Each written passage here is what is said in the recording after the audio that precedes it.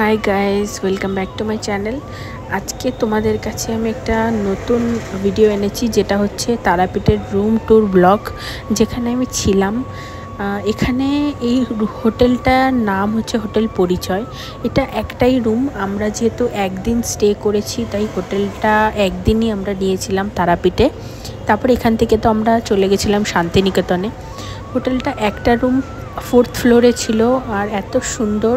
সাইডে একটা সোফা, সাইডে একটা সিঙ্গেল বেড, আর দুটো বড় বড় খাট, মানে বিছানা, যেটা অলমোস্ট 7-8 জন শুতে পারবে। আমরা টোটাল 7 জন ছিলাম, তো আমরা ওই জন্য একটাই রুম নিয়েছি। দেখছো বেডটা কতটা বড়।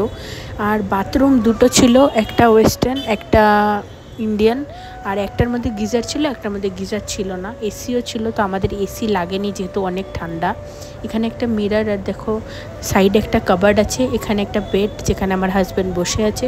আর জানলা, বাইরে থেকে দেখো দৃশ্যটা এত সুন্দর লাগছে, মানে আর কি বলবো তোমাদের। তোমরা যদি এখানে যাও, আমি ডিটেলস দিয়ে দেবো ক্যাপশানে, তোমরা কল করে নিও।